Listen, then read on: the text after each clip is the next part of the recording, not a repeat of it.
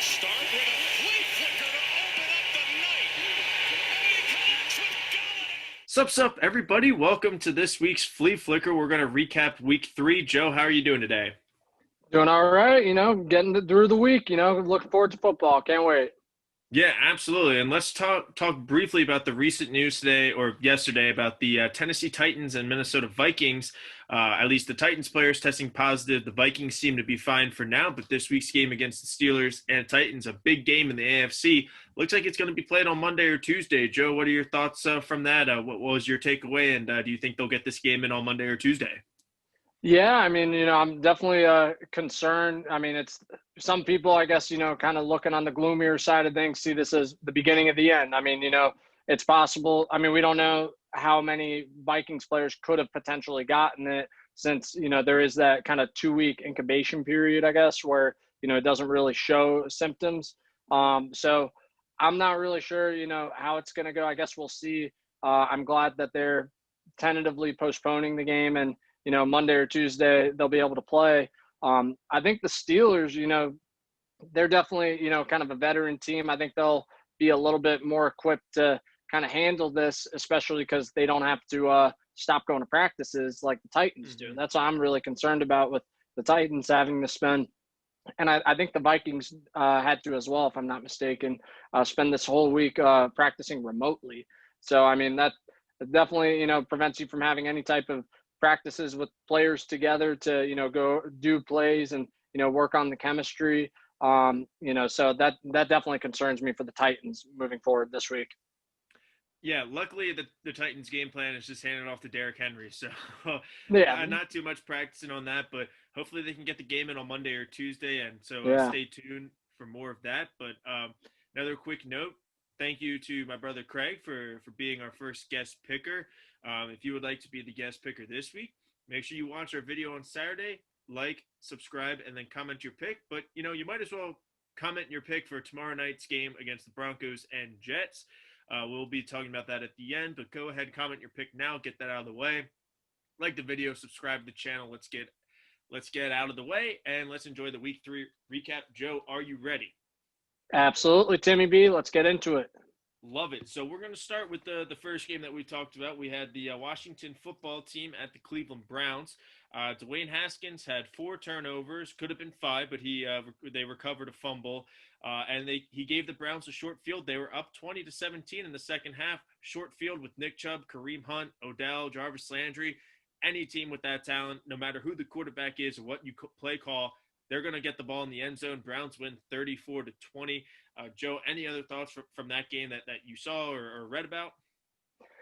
Yeah, just watching the game, the one thing that stood out to me was that it felt like a closer game than the score reflected. And, if Dwayne Haskins even had half the turnovers that he did, then, maybe they win that game. Maybe they're within one score. So, I'm a little bit impressed by the Washington football team. I did pick them to win. That was kind of a little bit of an upset pick there. But, I guess I kind of felt good about Terry McLaurin. He's been, playing well, and he did have a good game. But, Nick Chubb, man, what a beast. I love it, dude. He got me a lot of points in one of my fantasy leagues. He's definitely such a beast back there, does such a good job, and is so underrated. Just finds those hidden yards that a lot of people don't really talk about. We see a 20-yard touchdown run, but, it was a great run. Yeah, good game on both sides. But it is the Browns. It is the Washington football team. So, I guess it's all kind of taken with a grain of salt. Absolutely. And a couple key injuries to that defensive line. Chase Young seems to be week to week is what I've been reading about yesterday and today. So Right. Hopefully we can get him back on the field soon. But that guy, Matt Ioannidis, he tore his biceps. He's done for the year. Luckily, the football team has a lot of depth on that defensive line, so I think they'll adjust just fine. Tough matchup. We're going to talk about their week 4 matchup later. But you're 0-2, Joe. Whew, not a good week. I'm 2-0, and our guest Craig was 1-0. Moving on to a game that, honestly, I probably didn't see a single play except for like the 2 touchdowns that I saw in red zone. The 49ers beat the Giants on the road 36-9. Joe, you got your first win. I'm 3-0. Craig went 2-0. I really don't have anything to say about this game. I mean, the 49ers dominated. Shout out to Kyle Shanahan and the coaching staff. Basically going in there with all their backups. They still had a great game plan. They still stuck with what they do best of running the football, making sure the ball gets in the running back's hands and playing good defense. And, they won this game pretty easily. Yeah, I mean, I think it definitely just speaks to how far off the Giants are. I mean, they're, I can't remember. I might have picked them to go 7-9. That right now it seems very, very generous. I mean, the Giants, a lot of people kind of thought that, if Daniel Jones, gets it together, if Saquon's healthy, they've got kind of you would think enough weapons at the receiver position. And, maybe they can win some shootouts, get the defense better in a couple of years. They're on the rise. But, yeah, I mean, this is a banged-up 49ers team. You have to go out there and, this is a game that you're definitely capable of winning or at least competing. And to, just get blown out, yeah, to me, it just speaks to how far off the Giants truly are from being a competitive football team again.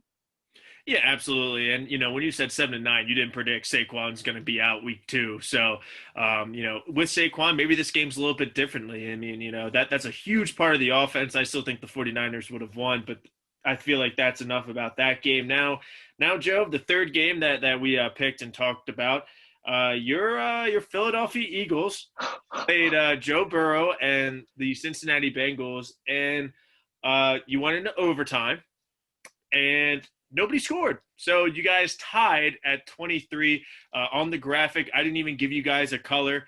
Normally I do the color of the winning team. This game is now white because you guys tied. Joe, I'll let you have the floor. Please talk about this game. Yeah, I mean, it's once again just incredibly discouraging and, just disappointing for a team that a lot of people had high hopes for. I mean, I'll start on the injury front. Eagles, once again, came out of this game just completely decimated by injuries. Dallas Goedert goes down. He's going to be out for a couple weeks. Same with Avonte Maddox, our number 2 corner. And then who else was it? Deshaun Jackson. Yeah, Deshaun Jackson, I think, injured his hamstring. He's day-to-day. And J.J. Arcega-Whiteside, shocker, had some type of pregame injury, so they limited his snaps. My God, this receiving core – already underperforming, already, now it's just decimated. J.J. Arcega-Whiteside picked him over DK Metcalf. Doesn't have a target, or he's got 2 targets. One of them was the interception last week against the Rams. The other one was the week before. It was a drop against the Washington football team. 2 targets in 3 games for a second-round draft pick. We picked over DK Metcalf. Terrible. Absolutely terrible. He's been awful this year. But let's move on to who's throwing him the ball, because Carson Wentz has just been so bad. I mean, I've always been a Wentz lover and a supporter, and I'll find excuses with last year a lot of the weapons didn't have them. I've seen the potential. We've all seen what he did in 2017, but man, there's no excusing the just terrible decision making, just so many missed throws. I mean, when you're all your receivers are injured and you finally win a matchup with we're split out wide, no running back, empty set. Miles Sanders is out wide, lined up one-on-one with the linebacker, I believe Josh Bynes. Wins easily at the line of scrimmage, going deep, fly route, wide open. Carson just overthrows him. That was the touchdown, the game-changing play we needed. Missed him. No reason to. There wasn't pressure. No excuse. It's just been like that all year, and I don't understand what's been going on with number 11. I don't think it's Doug Peterson or the play calling, because I think Wentz changes a lot of the play calls at the line of scrimmage. The O-line, they did fine. They did well in the run game for Miles Sanders. There was some pressure. Jason Peters was under duress a lot. He was getting worked pretty much all game. I think that he kind of came into camp a little bit heavier than normal because he was expecting to play guard and then went back to tackle. He's been gassed a lot. He did not look like the All-Pro Hall of Fame left tackle that we've known. So, a lot of mess on the offensive side of the ball. And then, defensive line showed up. We got 8 sacks. A lot of people made a lot of plays. Darius Slay had a good game, but just let up too many big plays on third down and in the red zone to Joe Burrow. It was a tie. We didn't get the loss, but it's a loss. You know, it is a loss. It was against the Bengals, and you know, it's just terrible. You know, I don't know what to say. Yeah, and you got to tip your cap to Joe Burrow and the Bengals. I mean, I texted you. Once he gets an offensive line, once they really protect him, they have the pieces around him with Mixon, Bernard, Green, Higgins. You know, they have some solid pieces, Tyler Boyd. So Joe Burrow is going to be a problem, but you got to protect him first. But, you know, in a year or two, he's going to be very scary. Now, Joe, we do have to talk about the play calling and the coaching decision at the end of overtime. To me, and I know we were texting about this, so we got to let the people know, you got to get some yards there, because you got to, not saying you have to plan for a penalty or a false start, but if you had, instead of 4th and 7, if it was 4th and 3, 4th and 4, that goes from a, 53, 54 to 58, 59, and not 59 to 64. So you got to do something. I mean, you got to call something instead of just running up the middle for 1 yard. I know it wasn't the best game for Wentz, and with all the injuries and stuff, but man, you can't just say, all right, 59-yard field goal, no problem, let's just not get any more yards. You got to do something. Right. Well, I definitely think that we leaned on the ultra conservative side of the spectrum, which is definitely not what Doug Peterson is known for. So that it did surprise me that we just chose to run it straight up the middle. I agree with the decision not to throw it with Wentz right there. I mean, he's been bad. He's been making bad decisions, and then when he makes good decisions, it's a bad throw. And then on top of that, we don't have the receivers that are capable of bailing him out when that happens. So I get that. I mean, if we turn the ball over there and, they get any type of return, I think there was 19 seconds. So, there's definitely time for a couple plays there as well. If we throw it incomplete, he's still got time for 1 or 2 more plays. That was how the Eagles actually ended up defeating the Giants in 2017 in that Week 3 game when Jake Elliott hit that 63-yard field goal, the walk-off game winner. The Giants tried to get in field goal range. They couldn't. They ended up missing the field goal. The Eagles had the ball back with time for 1 more play, threw a great pass to Alshon Jeffrey to get them into field goal range, and then Jake Elliott hit the kick of his career. So I think that Doug Peterson was more confident in Jake Elliott there than he was in the offense. I personally would have liked to see something with Jalen Hurts. I mean, if you're going to use him in the game and run some type of read options and whatnot, I would have liked to see, if you're going to run the ball there and, you want to be conservative, I would have liked to see you put him in, do a QB power, something, try to get some yards without putting it in the air. So I think it just showed a lot of Doug Peterson's distrust in both the offense and Carson Wentz and in the defense to not allow Joe Burrow to do the same thing to the Eagles that they did to the Giants back in 2017. Yeah, absolutely. And that was going to be my next question, would be like the lack of trust in defense, because let's say after the false start, let's say you try a Hail Mary, why not? Or, to get 15, 20 yards and get out of bounds. You had 8 sacks. You said Darius Slay had a good game. The defensive line was getting pressure. It is a rookie quarterback in his 3rd game ever. Again, no preseason, and I know it is Joe Burrow, reigning Heisman, all this, all that. But to me, that's a lot of distrust in the defense to not at least try to do a Hail Mary or some 30-yard pass, get out of bounds. I mean, yes, the Bengals would have needed to get 15, 20 yards for Randy Bullock, who missed a field goal in a chip shot in week 1.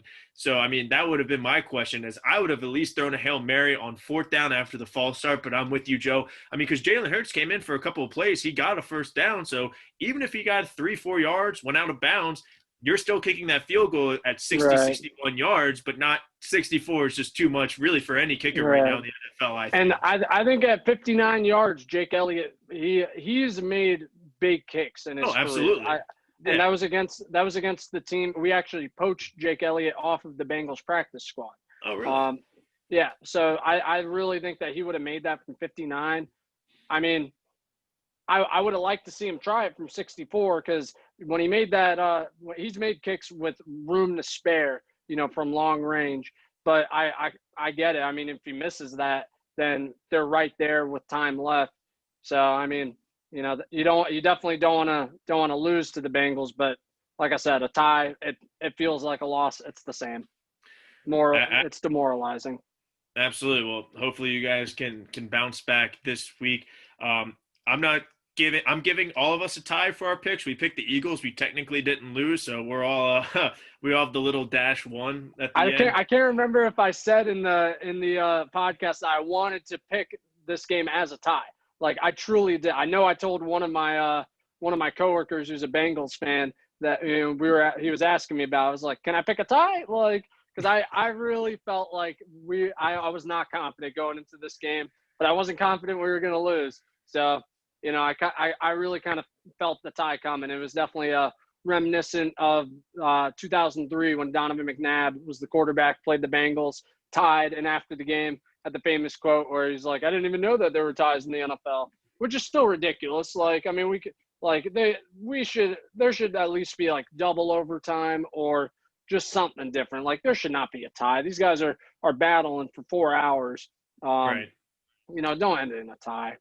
Or just go back to regular 15 minutes because with 10 minutes, you're basically saying, okay, every team gets the ball once, assuming you have like a regular 4 or 5 minute touchdown drive or field goal drive. And then you're like, right. Okay, other team, like we saw there was a game last year, the team took like 8.5 minutes and kicked a field goal. And it's like, all right, you're giving us 90 seconds. So I think that does need to change and hopefully it does. But moving on, we got the Tennessee Titans and the Minnesota Vikings. The Titans come back to win 31-30. There's a lot of things that I'm thinking about from this game. Number one, Stephen Gostkowski seems to have found it. He made some big kicks again in back-to-back weeks. But then for me on the Vikings, this was the Vikings team that I predicted to win the NFC North, and that's what I thought we would be seeing the first 2 weeks. The offense was moving the ball. Justin Jefferson had his breakout game. He was drafted 22nd overall, Joe. Who had the 21st pick of the draft? Oh, trust me. That was going to be my point, Tim. It was the Philadelphia Eagles. And right now it's looking like Howie Roseman once again got cute and, just went for the speed when everyone knew that Justin Jefferson was pro ready and was probably the better overall wide receiver. Jalen Reagor is a speed guy. I mean, he's injured, and he did show that big play threat in week 1 with the 55-yard catch for his first catch of his career. But, I mean, everyone was saying Justin Jefferson's nothing more than a slot guy. I saw this guy lined up on the outside one-on-one and winning one-on-one deep, making huge plays. So, to me, I mean, between, this debate right here with Jalen Reagor and Justin Jefferson and how it's going so far, looking at J.J. Arcega-Whiteside versus a guy like DK Metcalf last year. I mean, right now, Howie Roseman is looking worse and worse, and, his decision-making has to be questioned. Yeah, absolutely. And then on the Titans side, my big question from the Titans is they gave up 30 points last week to the Jaguars, and Gardner Minshew. This week, they gave up 30 points to Kirk Cousins, who, according to you, Joe, has looked like Kirk Cousins in weeks 1 and 2, very lackluster. So this Titans defense was supposed to be their bread and butter, ground and pound. They signed Jadeveon Clowney. They have Mike Vrabel. They stopped Lamar in the playoffs. So everybody's riding high. What's up with the Tennessee defense? Back-to-back 30 points. Yeah, I mean, to me, that's not something that I'm really concerned about if I'm Mike Vrabel, because I know he's going to get it together. He knows that team is going to get it together and they're going to show up. To me, it's a little bit more of a motivator for your team, because you can go out there and be like, hey, like we can win ground and pound, strong defense, just a 10-7 game, or we can go out there and put up over 30 points and win a shootout.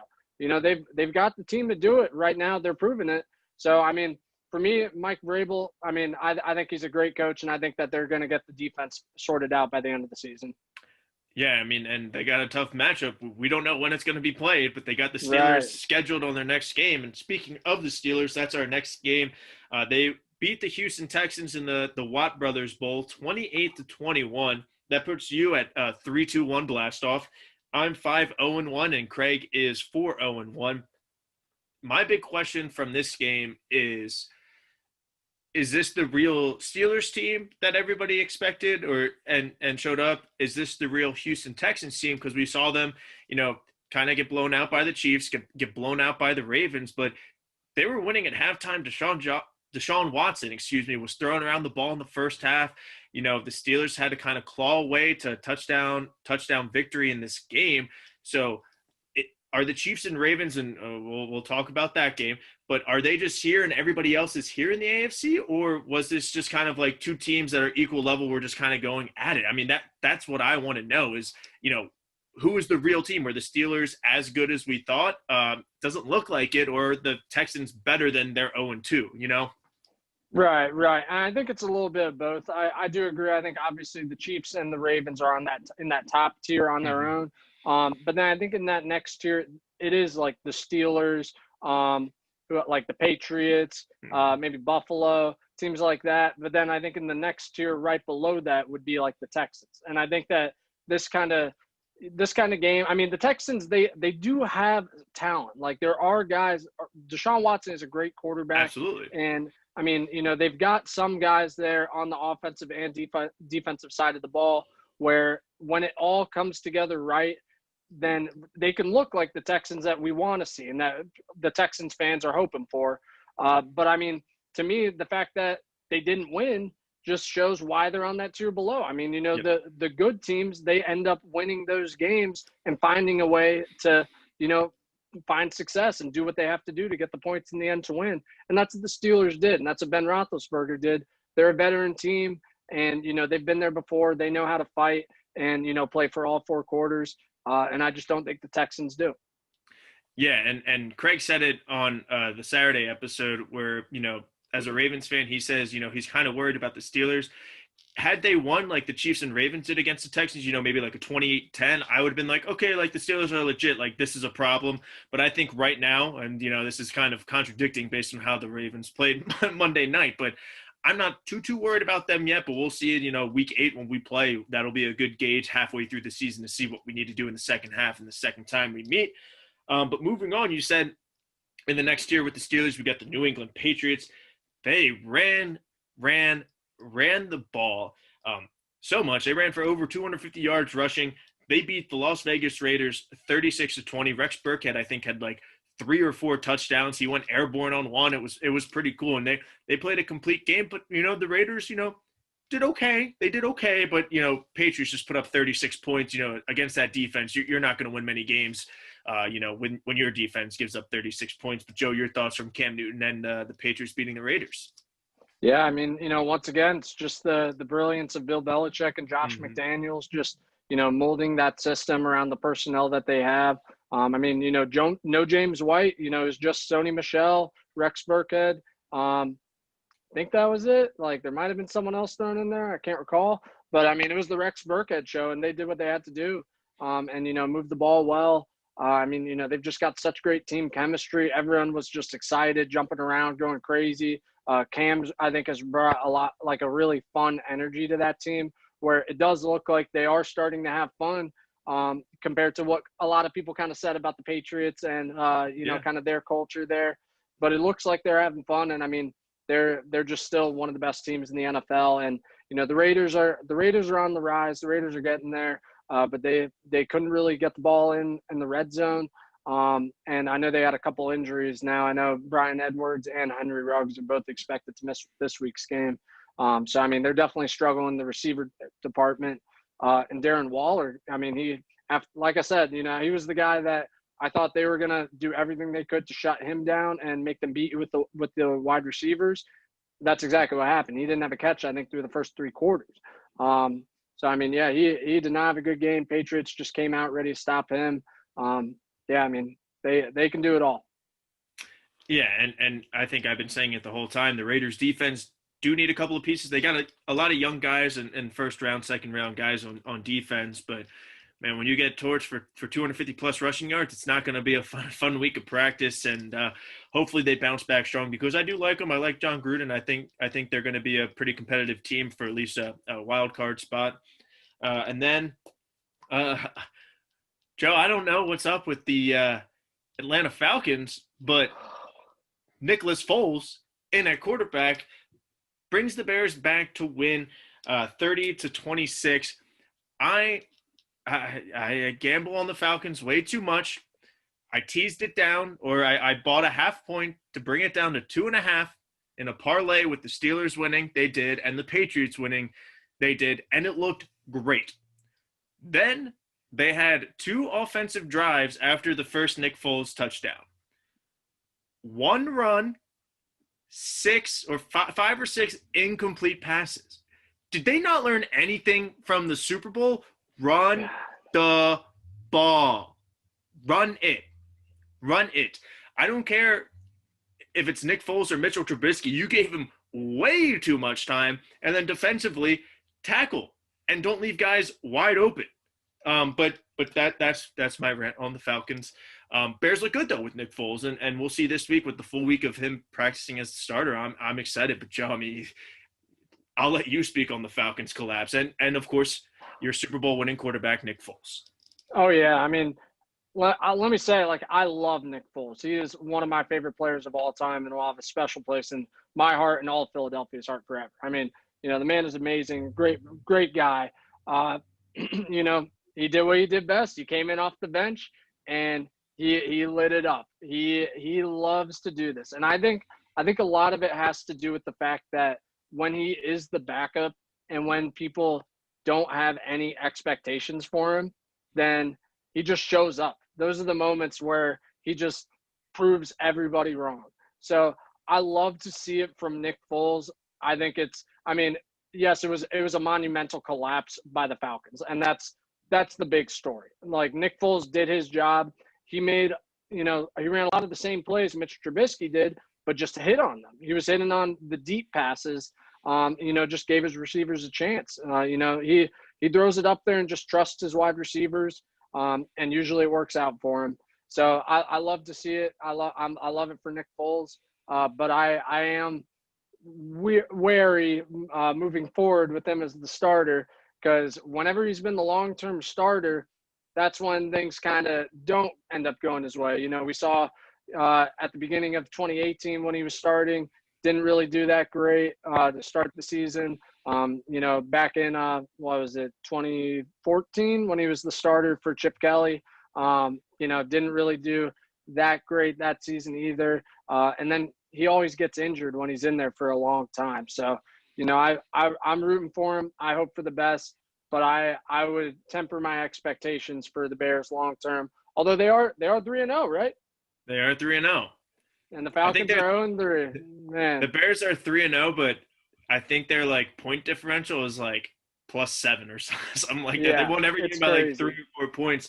We'll see with Nick Foles. He's going up against a good Colts defense, ball hawking defense this Sunday. So should be exciting for them. And then probably game of the day, at least in the 1:00 slate, the Bills up by the favorite score of the NFL, 28-3, the most dangerous lead in sports, apparently, or at least in football. The Rams came all the way back, took the lead.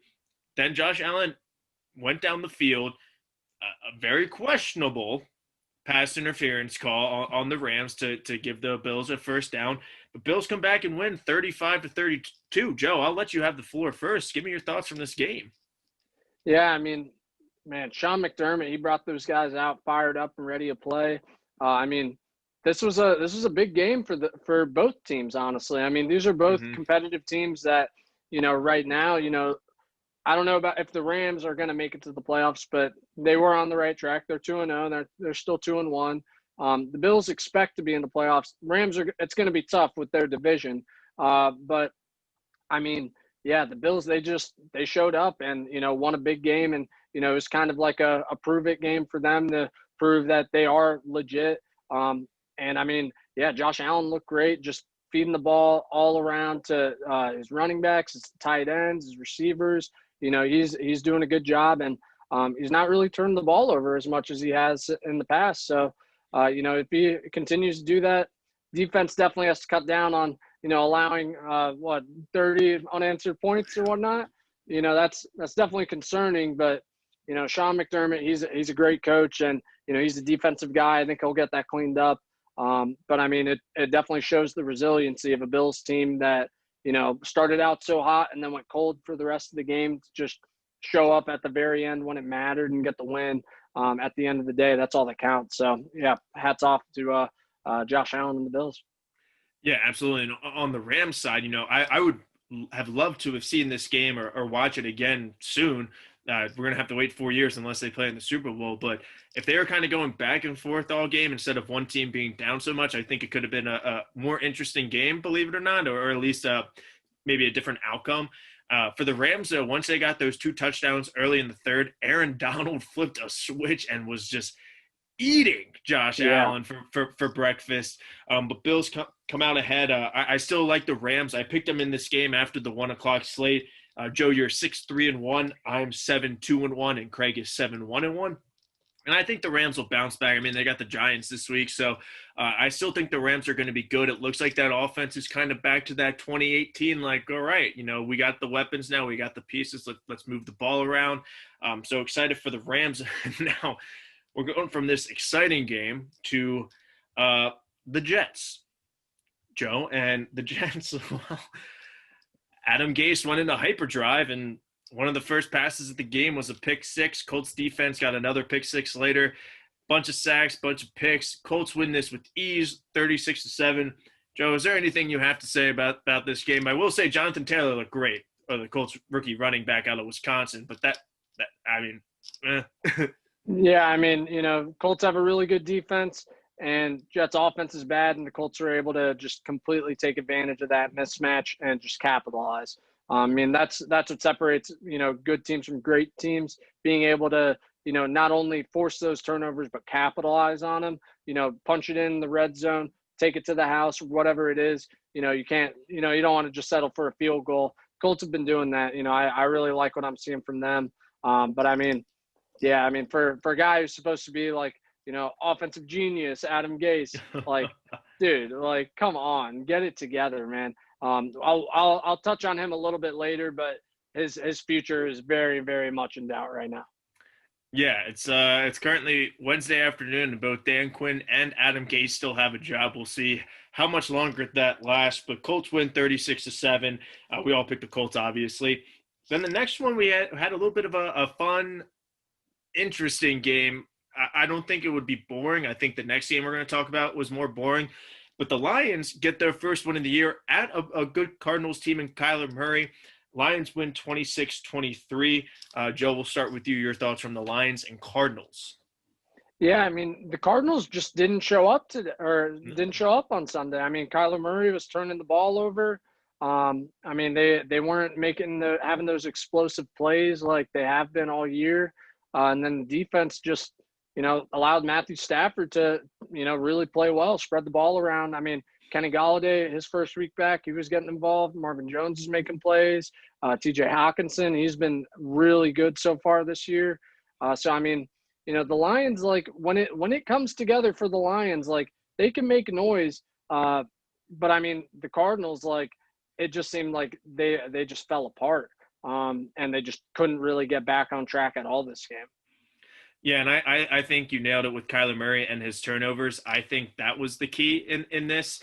Him and Stafford both threw for over 250 yards and 2 touchdowns. But when you have, a couple of turnovers, you give the Lions a shorter field than expected. They're not gonna.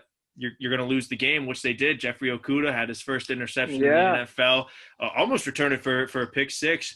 But yeah, you just can't do that if you're Kyler Murray, and he's still young. He'll still figure it out. But Lions get their first win of the year. Cardinals get their first loss of the year. And now we're moving on to which I think is one of the more boring games in the afternoon slate, and that would be the Panthers beating the Chargers 21-16. The reason I say boring was because, like, I was just bored watching it. The Panthers got so many turnovers, and they only got field goals from it. They weren't scoring touchdowns. They should have won this game by a lot.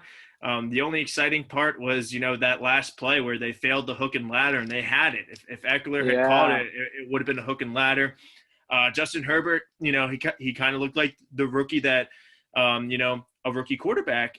But Panthers win 21-16. I don't really have much to say. It was just boring. Like, so many turnovers, field goals, like, ugh. Yeah, I mean, honestly, I know Matt Rule loves it. He got his first win as an NFL coach. True. And I mean, I'm sure these are the kind of games that he wants to have and wants to win. I mean, this is kind of what he's trying to build in Carolina. I mean, we saw he spent all of his draft picks on the defensive side of the ball. So they want that defense to be able to force turnovers, get the ball back with good field position, and be able to win these grinded out games. I mean, Mike Davis had a good game. Love to see that. Definitely balled out. A couple of my fantasies actually. So super hyped there. Yeah, I mean, it was a pretty boring game, but yeah, I mean, it's definitely a big learning game for Justin Herbert. He's definitely got a lot that he can take away from that game, and hopefully get better from. Yeah, if Christian McCaffrey was playing this game, this I think would have easily been a blowout with all of the turnovers that Justin Herbert and the Chargers had, giving the Panthers a short field. But they still did the job. Yeah, it's just so shocking after they came out last week and almost were able to beat the Chiefs. And then this week they just come out flat against the Panthers. And I mean, maybe they should just not tell Justin Herbert that he's going to start again until 10 seconds before kickoff. And, maybe he does better. I don't know. Maybe a week being the starter, like put some pressure on him. I don't know. But yeah, he just did not look the same. Well, Justin Herbert's backup is Carson Wentz's successor at North Dakota State and Easton Stick. Oh, very nice. Very nice.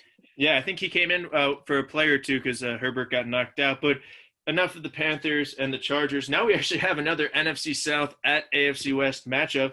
Tom Brady and the Buccaneers go to Denver, Mile High City. Jeff Driscoll got hurt. So Brett Ripien came in. Buccaneers win 28-10. Mike Evans, 2 catches, 2 yards, 2 touchdowns. Yes. But yeah, I mean, it was, what was it, 28-10 at halftime? There was no points in the second half, but the Buccaneers went ahead, and Brady was just like, all right, let's just put it on cruise control and win this game. Yeah, I mean, God, Broncos are just so devastated by injuries. Like, I mean, you see that in the second half, like you said, there were no points. I mean, they're down 18 points, and in today's NFL, that's really not that much. So, it just pains me to see it because, like, the defense, they stepped up more in the second half and were able to, kind of stop the bleeding and slow everything down. But the offense just couldn't do their part. I mean, when you have, what is it, your third string quarterback now in there? Yeah. Yeah. I mean, like, what do you expect? Like, it's tough. So, yeah, I mean, Bucks defense played really well. They did. But, I mean, it is against, a decimated Broncos team. So, I mean, props to Vic Fangio, though, still coaching his tail off out there and having those guys compete. I really thought the Broncos were going to be something this year. It just sucks how it went. Yeah, and they have so many injuries. I think with all their people out for the year, it adds up to like $65 million in cap space. Yeah. So they're definitely getting the Philadelphia Eagles injury bug. But against a second, third string quarterback, maybe this is what the Bucs defense needs to kind of step it up a little bit. They have the talent. They were supposed to be a top 10, top 15 defense. So hopefully a game like this kind of, kicks their butt a little bit and they kick it into gear. Now we got 2 fun games to talk about and then another game. The Seahawks beat the Cowboys 38-31. Could have been by a couple more points had DK Metcalf put the ball in the end zone and not get it stripped out by your boy Diggs. But Russell Wilson, we're letting Russ cook, and I'm all here for it, man. Give this man the MVP just right now, to be honest. He That's cooked. what I'm saying. The Seahawks defense did worry, but going up against a pretty good Cowboys offense with Dak and all of those weapons. So a lot of points from this game, but Seahawks win 38-31. Joe, your thoughts? Oh, I love it. I mean, it's definitely worries me that the Cowboys were in it that much because, it's because I know the Seahawks are one of the best teams in the NFL and the Cowboys were close. I mean, they had opportunities to win that game. The Seahawks had opportunities to put them away. So, I mean, I know the Seahawks weren't at their A game that week. Cowboys weren't really either, but they were close to it, and they were in that game. So that tells me that, the Eagles are just not in the same stratosphere as the Cowboys right now. So that definitely concerns me.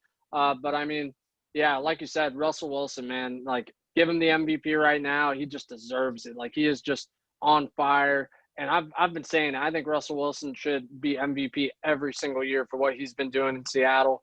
And I'll continue to say it. I love to see what he's doing.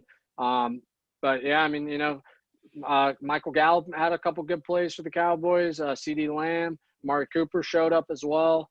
But yeah, I mean, Seahawks definitely, kind of let the Cowboys back in this game. And then Jamal Adams got injured. I think a couple other players on the Seahawks also ended up going out. I got to see Shaquem Griffin make a couple plays. I'll love to see that. Yeah, and I mean, week 3 is done. The Washington football team is the first place team in the NFC East with a record of 1-2. So that's still a very winnable division. It looks like only one. It's insane that the Eagles tied, and it felt like a loss, but we still gained half a game on the rest of the NFC East because everybody else lost. It's ridiculous. I think it's pretty safe to say that one team will be coming out of the NFC East for the playoffs this year, unless you guys just start winning out of nowhere. But that was Seahawks Cowboys. Any other thoughts from that game, Joe? Nah, I got nothing to say about the Cowboys. All right, now we're going to the nightcap where I was completely wrong. I thought this was going to be a 24-10, 24-13 type of game, but Aaron Rodgers was still wheeling and dealing, doing his thing. Drew Brees was still not throwing it more than 5 yards down the field. Thank God he has this guy named Alvin Kamara on his team, 200 total yards and a couple of TDs. But Packers come out victorious 37-30. Zadarius Smith got that big turnover late in the game to put that Packers team up 10 points. And from that point on, it was just the Pack show for that last 10 minutes. But, Joe, what did you think from that Sunday Night Football game? Yeah, it was kind of what I talked about when we were previewing this game. I really thought it was going to be which quarterback could take advantage of could maximize the wide receiver talent that was there without their number ones. And I mean, we saw Aaron Rodgers hit Allen Lazard deep. Allen Lazard really played well against the Saints. And I mean, all the Saints could really do was feed it to Alvin Kamara, and it was working. Packers don't really have a great run D. So, I mean, that was definitely the formula there, and that's what kept them in the game. But ultimately, if your wide receivers aren't able to win on the outside, and Emmanuel Sanders still not doing much, so I mean, it's they could only do so much on offense, and the Packers were just able to do a little bit more. Yeah, absolutely. I'm a little upset that MVS didn't get the throws instead of Lazard, but I went with the Packers in this game. Craig went with the Saints. So going into Monday night, Joe, you are 9-5-1. I'm 10-4-1, and Craig, our guest, was 9-4-1. Needless to say, we tied because the Kansas City Chiefs come into Baltimore, into Charm City, with no fans. I should have been there at that game, but Chiefs come in and win 34-20. Needless to say, the Chiefs are the defending champs, still the best team in football. Patrick Mahomes did his thing again. He's the best quarterback in the league. The Ravens, I don't even know where to begin, Joe. I mean, I've thought about this for the past couple of days. I was more heated Monday night. I've calmed down a little bit, but defensively, we'll start with defensively first. It's Patrick Mahomes. And then, he has Tyreek Hill, Mecole Hardman, Sammy Watkins, Travis Kelce, Clyde Edwards-Helaire.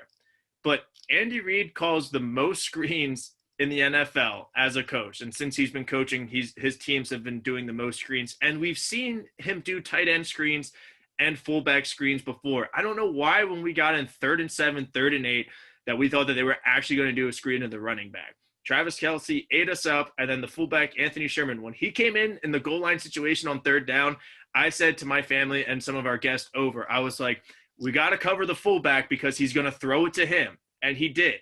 So we got to watch the screen. Secondly, we got to get a pass rush. We franchised Matt Judon. We brought in Calais Campbell. Calais had a good game, actually. Calais, you had a good game. Derek Wolfe also had a good game, our signing. Derek, you had a good game. We got to get pressure on Patrick Mahomes. Patrick Queen, our rookie linebacker, got treated like a rookie. Yeah. And then for blitzing on the one of the touchdowns to Hardman where he was like wide open, we blitzed Marlon Humphrey, the best cornerback in the NFL. We blitzed him, put him back in coverage, blitzed literally anybody else. But Andy Reid did a good job of attacking Marcus Peters, a guy that he knows very well, a guy that he drafted.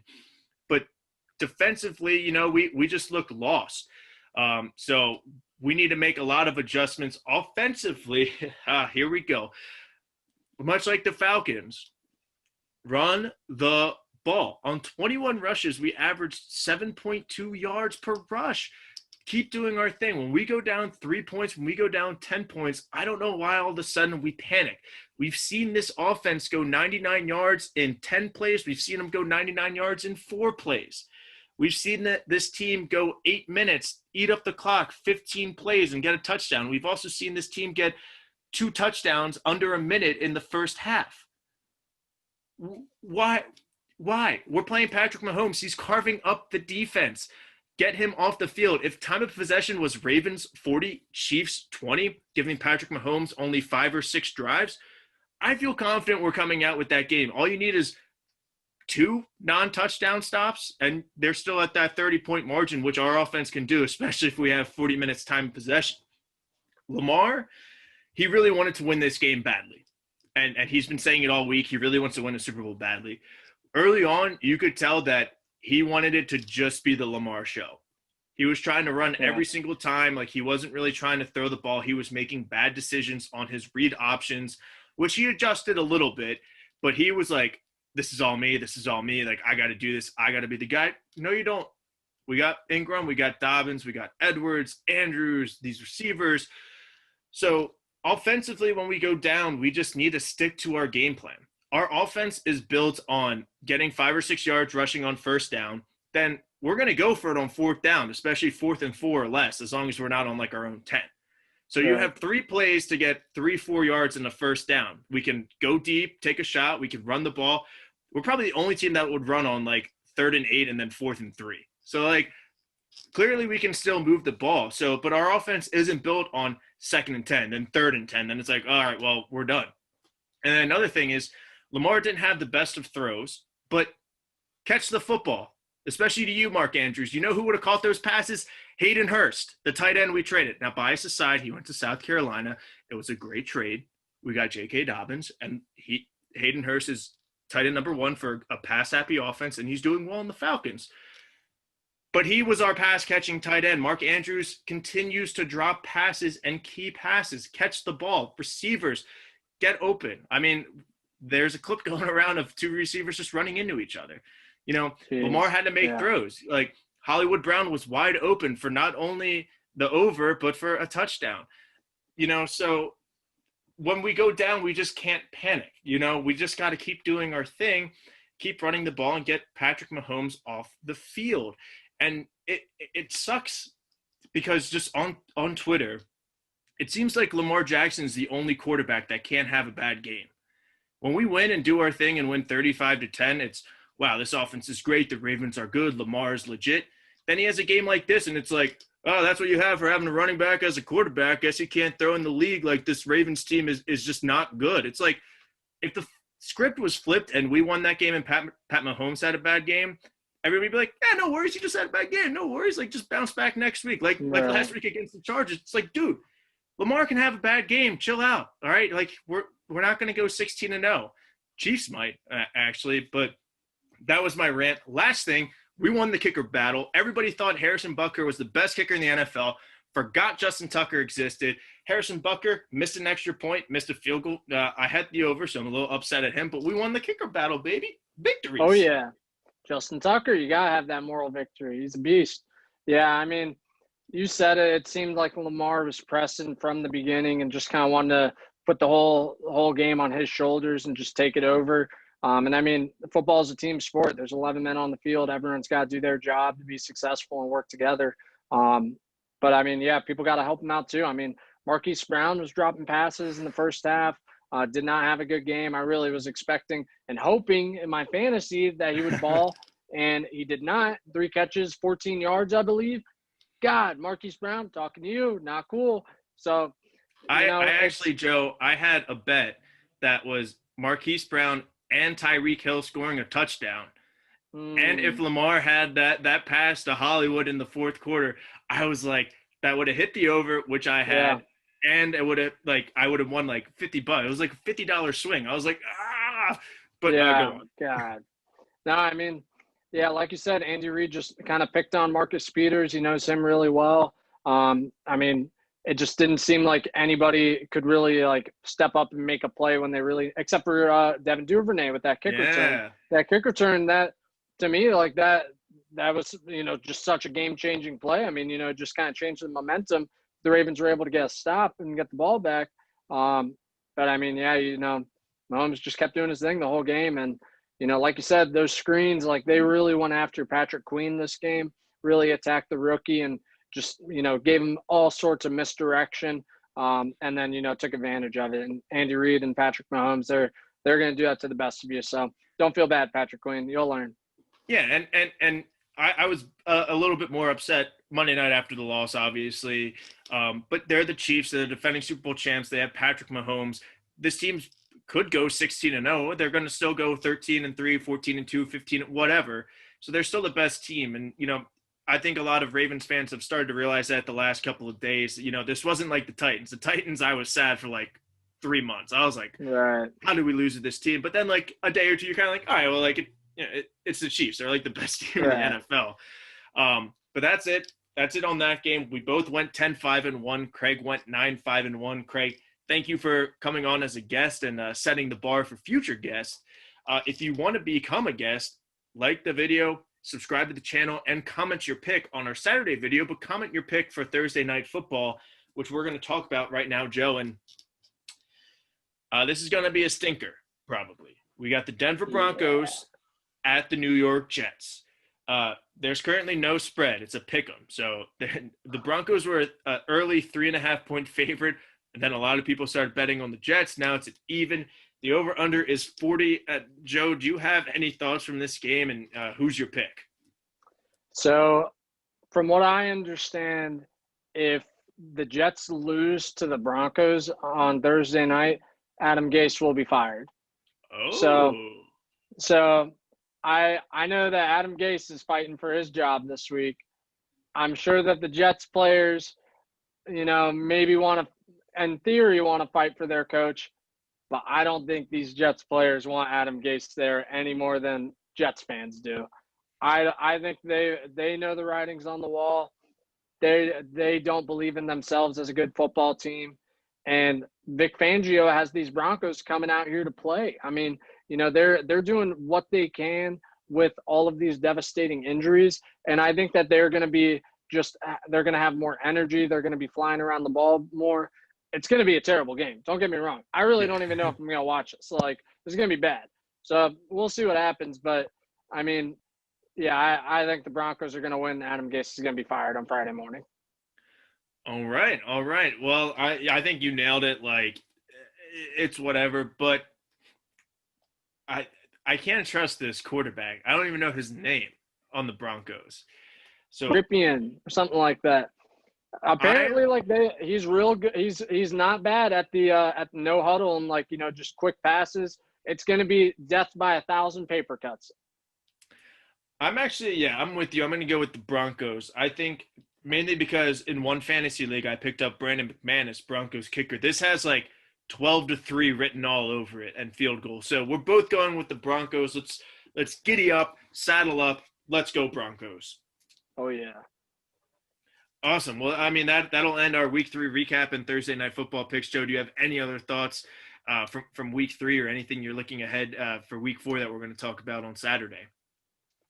I really wish that the NFL would just flex the Eagles and 49ers out of this freaking Sunday night game. I do not want to stay up for that. God, don't make me do this. I don't want to see a bad football team face another injured football team and lose. Come on. And I'm going to have to stay up late and just be miserable on Monday morning. They need to flex that game. Maybe, figure something out. Maybe just the whole season gets called off because of this COVID outbreak. And, everybody forgets that the Eagles started out 0-2-1. I don't know. We'll see what happens. So that's all I can hope for. But, also hope that, nobody actually gets sick or gets hurt, Yeah. Honestly. And Roger Goodell, after you like, subscribe, and comment, flex the Eagles 49ers game. I know it's a late notice, but just do it. Just do it. After you like, subscribe, and comment, Goodell. But yeah, I got nothing else to say, man.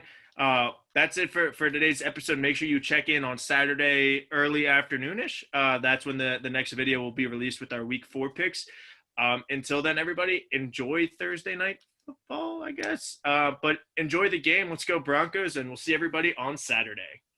All right. Have a good night.